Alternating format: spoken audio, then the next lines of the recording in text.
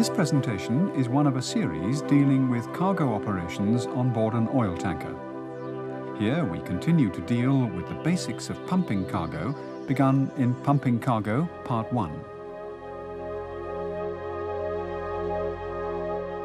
The vessel is discharging her cargo of crude oil, and the levels in the tanks are now getting low.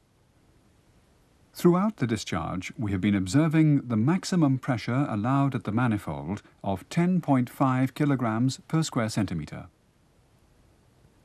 As in Pumping Cargo Part 1, we will not discuss crude oil washing, just the handling of the pumps. All three pumps are running at approximately 1,125 revolutions, giving us the stipulated maximum pressure at the manifold. Your job is to maintain the maximum pressure at the manifold as long as possible. During the discharge, the pump room should be inspected at least once every hour. Make sure no personnel enters the pump room without the knowledge of the responsible officer. Always be on your guard against accidental overboard discharge, for example through sea chest valves. We are pumping oil with specific gravity of approximately 0.9. Divide the difference between the readings of pressure and suction sides by 0.9 and multiply by 10. The head is 122 meters. Checking the HQ curve. A head of 122 meters and 1,125 revolutions gives approximately 3,100 cubic meters an hour. The high back pressure prevents you from reaching full capacity of 4,000 cubic meters an hour. Monitor the discharge continuously. The installation may shift to other tanks without notice, resulting in a different back pressure and a change of head. All pumps should run as long as possible at highest possible speed and with discharge valves fully open. Make sure pumps do not run over nominal capacity. As the levels in the tanks get lower, pressures will change and the capacity of the pumps will gradually be reduced. The pressure of the pumps will differ. This will sometimes create problems in running them parallel to the same line, as one pump may not give any flow. Consult the HQ curve to adjust speed and the pressures for optimum total capacity of pumps running in parallel. Note that these capacity curves are quite flat. These pumps are rugged. While running in parallel, they're not particularly sensitive to different pressures. Let's look at some of the factors which become important as the discharge nears completion. When you're pumping, some things work with you and some things work against you, symbolized here by a plus or minus column balancing on the suction side of the pump. All measurements are in meter liquid columns. This crude has a specific gravity of 0.9. Calculate every weight or pressure into liquid columns using this specific gravity. Remember, at normal atmospheric pressures, the manometers read 0. As we're talking here about absolute pressures, the pressure of the atmosphere must be taken into account. So, when measuring absolute pressures, we start from a vacuum, which is 0. The pressure of the atmosphere is about 1 kilogram per square centimetre. First, let's take a look at the plus column. There is, of course, the column of oil standing above the pump, and there is another 11-metre liquid column due to the pressure of the atmosphere. The inert gas pressure adds another 1.8 metres, but let's forget this for a moment. This is the minus column. Let's see what's working against you. There are losses from friction. When you pump liquid through pipes and valves, the turbulence of the liquid causes friction and loss of pressure. The pressure drop is measured in kilograms per square centimetre and converted to a metre liquid column. Net positive suction head required, or NPSH required, is the lowest head that must be maintained at the inlet of a centrifugal pump. This is the head required to avoid cavitation. Below this head, at the impeller's inlet, the eye, the pressure can drop low enough for the liquid to vaporize. If this happens, the gas formed will prevent liquid from passing. Small bubbles grow, and when they meet the higher pressure in the periphery of the pump, they collapse. This is cavitation and must be avoided, as the capacity of the pump will be reduced and it can easily be permanently damaged. You can easily hear when a pump cavitates. It sounds like you're pumping gravel. Net positive suction head required is dependent on the velocity of the liquid and the speed of the pump. The last minus is the vapour pressure. If you lower the pressure below atmospheric pressure, any liquid will boil or transform into gas. The absolute pressure at which this occurs is the vapour pressure. Here is a container filled with normal crude. At normal pressure, gas is trapped inside the volume of oil in the form of liquid. If we lower the pressure below atmospheric pressure, the lighter fractions of the crude begin to gas off. When the manometer shows minus 0.4, our sample of crude will gas off completely. Vapour pressure is therefore 0.6. Convert the vapour pressure into a liquid column. You should avoid operating pumps at such a low pressure where oil gases off. If you don't, they will cavitate, lose capacity, and be permanently damaged. Note that the suction lines are not flush with the tank floor. Pumps and the discharge lines in our vessel are mounted more than 2 meters above the bottoms of the tanks. At the end of the discharge, a lift of approximately 2 meters must be taken into account and added to the minus column. This is what happens if the pumps are left unattended at full speed, with the discharge valves fully open as the tanks are discharged. The plus column is reduced as the level of oil is sinking in the tank. The column from the air pressure is of course the same. The difference between the positive and the negative columns is reduced. When the heights of the two columns are the same, the pump will give you problems and soon lose suction. You will have some problems pumping the volume of cargo left in the tank to shore. In our example, the two columns just happen to be equal at the level of the discharge line. This is pure coincidence and has nothing to do with the lift mentioned earlier. Obviously, the trick is to reduce the size of the negative column. You can't do much about the vapour pressure.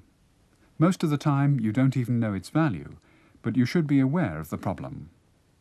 Let's concentrate on the parts we can manipulate. Friction is lowered when the flow of liquid is reduced. Net positive suction head required is also related to the flow and the speed of the pump. A lower speed results in a lower NPSH required. So, to reduce the size of the minus column, it looks like a good idea to slow down the pump. With lower levels in the tanks, the suction sides of the pumps need your attention. Keep an eye on the suction side manometers. Pressures will drop with the levels in the tanks. Remember, when the pressure at the suction side is below zero, you must add the readings of the suction and pressure sides to find the head. With most crudes, it's a good rule to slow down the pump when the pressure at the suction side is down to minus 0.3 kilograms per square centimetre.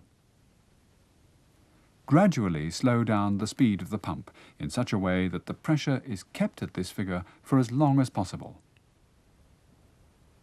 When the pumps reach their lowest operating speed, in this case 800 revolutions per minute, you must reduce the flow by throttling the discharge valves. In the end, it is the air pressure doing the job for you. By throttling the pump, you can also overcome the lift. You still have another positive factor left helping you, the inert gas pressure.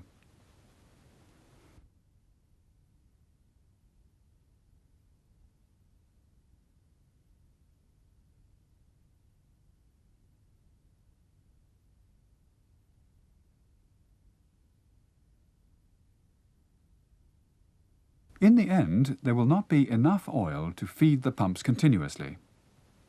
When a pump loses suction, close the discharge valve. The pressure will rise again, so open the discharge valve. The pressure will fall again, and you have to repeat the same procedure over and over again until the tank is empty. By skillfully maneuvering the speed of the pumps and the discharge valves, you will be able to manually prime out almost all cargo from the tanks.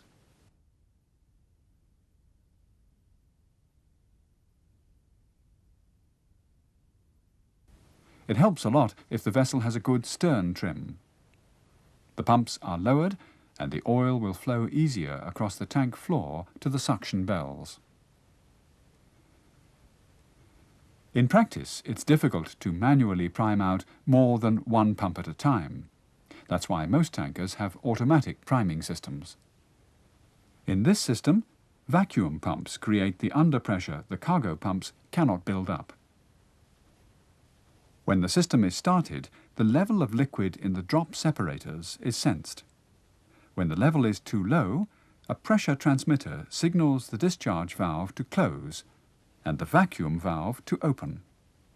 Liquid is drawn up in the separators and the pump is fed with liquid.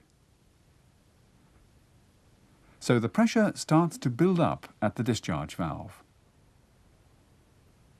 When the separator is filled, a signal is sent to the vacuum valve to close and the discharge valve to open. The pump starts to work in a priming cycle. The pump fills and empties regularly. Watch the priming cycle. The tank is empty when the pressure at the pressure side of the pump remains at zero and the discharge valve doesn't open anymore. Close the valve to the tank and stop the pump. The tank is now almost empty, but still not dry enough. There is still some oil slowly making its way to the aft part of the tank. You're now going to strip the last remaining cargo out of the tanks using the eductor.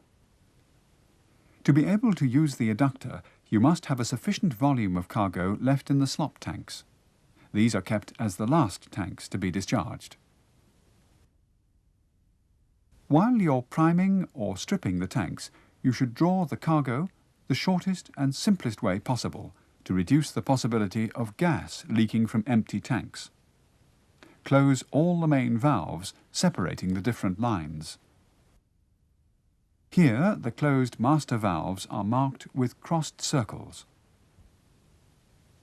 To prime the center tanks, use the main suctions in the center line of the tanks. When you strip the tanks, use the lower suctions. A slight list can be an advantage, as the lower suctions are not in the center line. Check their positions.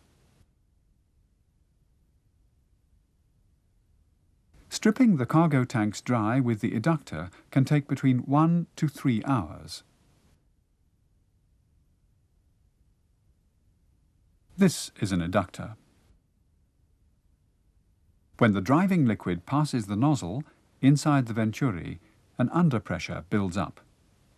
An eductor will suck as long as the driving liquid is supplied at sufficient pressure. Here, cargo pump number 3 provides driving liquid to the eductor from the starboard slop tank. You are stripping cargo tank 1 with the eductor. The level of oil in the port slop tank will rise, but when the ullage is less than 10 metres, the cargo is recirculated back to the starboard slop tank through the U-pipe by gravity. As long as an eductor draws any liquid, the manometer at the suction side will show a slight underpressure. When there is no more liquid, the pressure will stay at 0. Remember, close the valve before shifting the stripping to another tank or when stopping the eductor. If you don't close the valve first, cargo may flow backwards into the tank. When all cargo tanks are empty and well stripped, you can pump the slop tanks to shore with cargo pump number 2. While you discharge the slop tanks with cargo pump number 2, drain the other lines using the stripping pump, pumping it ashore through the so-called Marpole line. On deck, the drop lines should be opened down to the main discharge. First, drain the risers above the non-return valves. Then strip the main cargo lines not in use. To be able to empty the lines completely, remember to let inert gas into the lines to avoid vacuum. Next, strip the cargo pumps. The last operation will be to strip the slop tanks with the stripping pump. Strip cargo pump number 2 and its lines the same way you did with the others. All cargo is discharged, and the cargo tanks are being inspected. Should there be a discussion claiming that the vessel is not properly discharged and well drained, you should offer to start the pumps to prove the opposite. It is a safe routine not to allow disconnection of the loading arms until the tanks are inspected and found to be empty and well drained.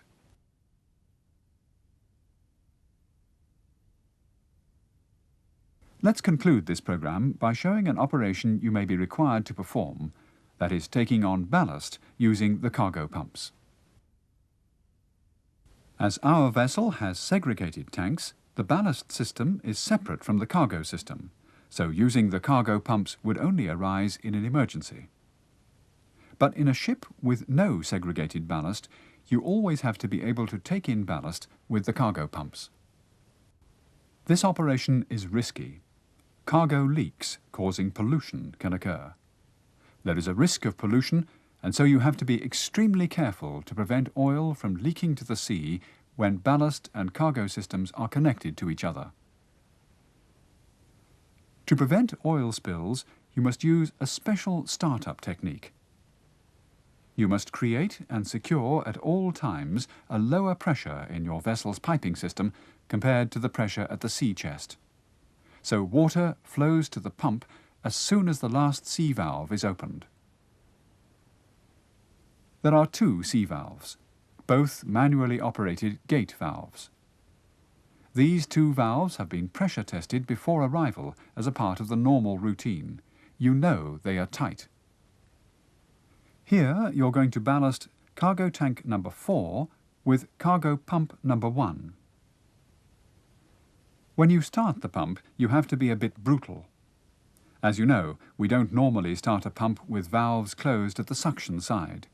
But this is what you have to do when ballasting with a cargo pump to be sure you get a low enough pressure in the suction line. You may even crack open the discharge valve just a little bit to ensure immediate flow through the pump. The man operating the sea valves is instructed to open only the inner one.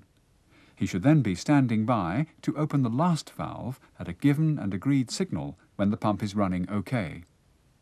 He's also instructed not to fully open the valve at once. If the pump should trip, he must close the valve as fast as possible. The man in the pump room is standing by, and you're now starting cargo pump number 1. Everything seems to be normal, and you're speeding up the pump. The pressure at the discharge side rises, and the pressure at the suction side drops below zero as expected. Reaching 800 revolutions, the manometer at the suction side shows minus 0.3 kilograms per square centimetre, and you decide to open the C-valve. As soon as the C-valve is opened, the pressure at the pump changes immediately when the water flows through the pump. You're now adjusting the speed and regulating the back pressure and the head by manoeuvring the discharge valve. In our vessel, the speed of the pumps will be approximately 1,000 revolutions while ballasting. There is no point running a pump at full speed if you can reach a high capacity running the pump slower. Remember, this way you will save fuel and money. In this case, you're adjusting the speed and the pressures to get a head of 86 meters. Discharge side shows 9.3 kilograms per square centimetre, and the suction side 0.4 kilograms per square centimetre. You are pumping seawater with a specific gravity of 1.025. From the HQ curves, you can see you are pumping approximately 3,700 cubic meters an hour. Be careful to obtain a suitable head while pumping ballast. Possibly more pumps have been damaged during ballasting than during discharge. This is because it is so easy to run the pump in overcapacity with too small a back pressure and head, with the discharge valve wide open.